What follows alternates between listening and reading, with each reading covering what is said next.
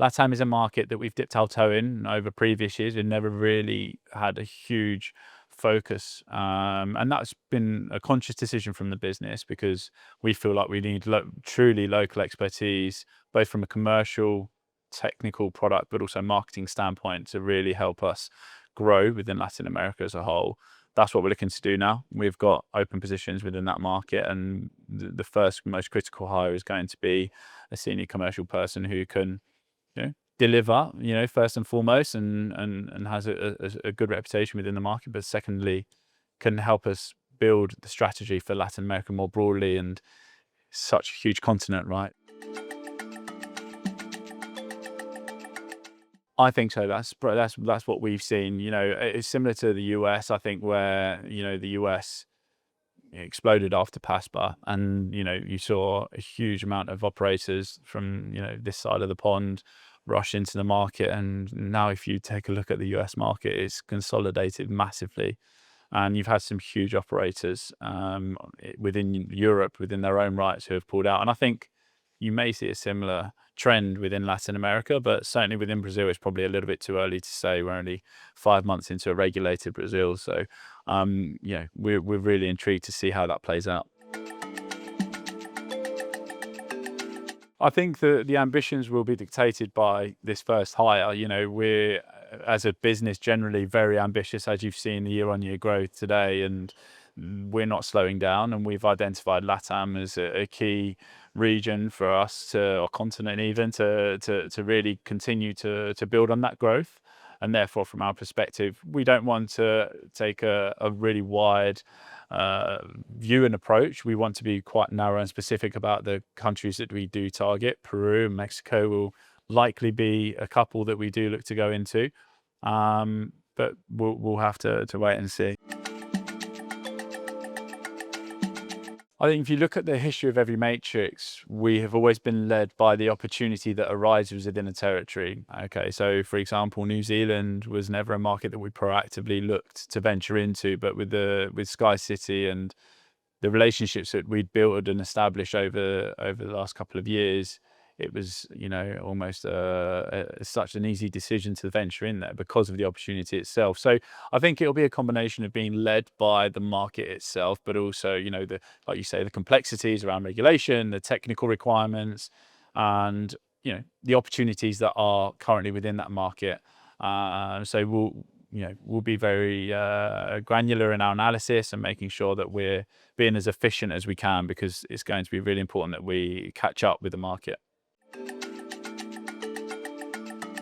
So yeah, the Sky City deal has been in the works for some time. We're extremely excited about it. Obviously, an operator with a huge reputation in New Zealand, and it's a testament to our commercial team and also just the business as a whole to be able to land an agreement like that, and we're extremely excited about it.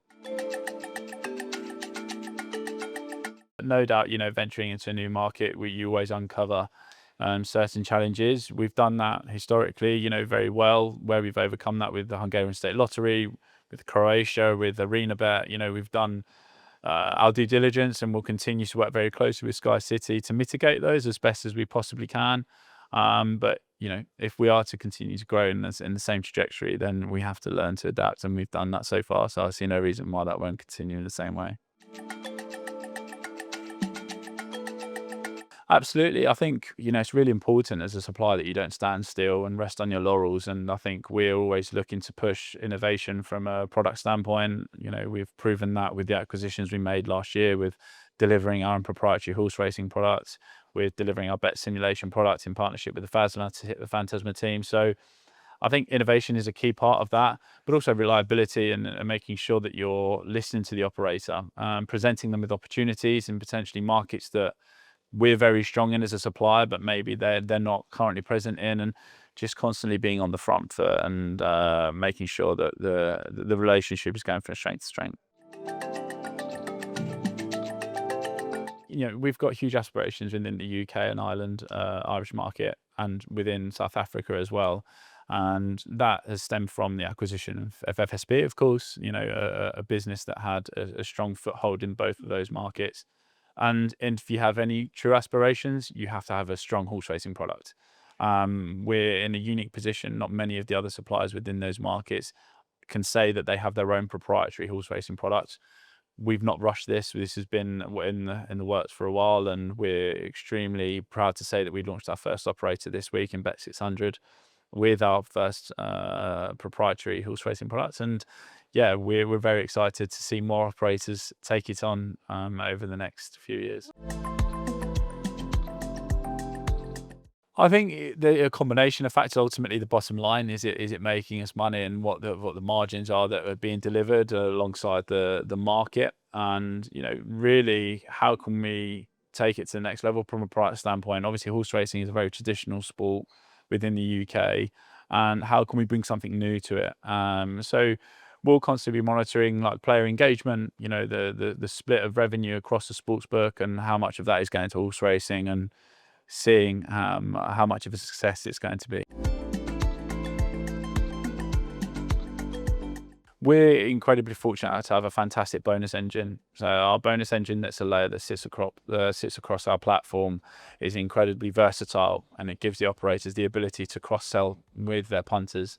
And therefore, when we do have a new product that goes to market, we've got the ability to target the customer at the right time. So around Cheltenham Festival and Ascot and the Grand National, well, there's no doubt they're the key moments for the products, obviously, is like horse racing. And so with our bonus engine, operators can capitalize on that and make sure that they are making customers aware of what this great product can do. I think it's very unique in that, the product that we're taking to market is proprietary. The models, the pricing will be a lot sharper than what is out there, which when it comes to horse racing, pricing is pretty much number one priority because of the heritage behind it. But also making sure that you have in play or in race pricing, which is again a pretty much unique experience for suppliers in the industry, that we're one of very few that have that available. So yeah, giving customers an all-round experience is going to be very important.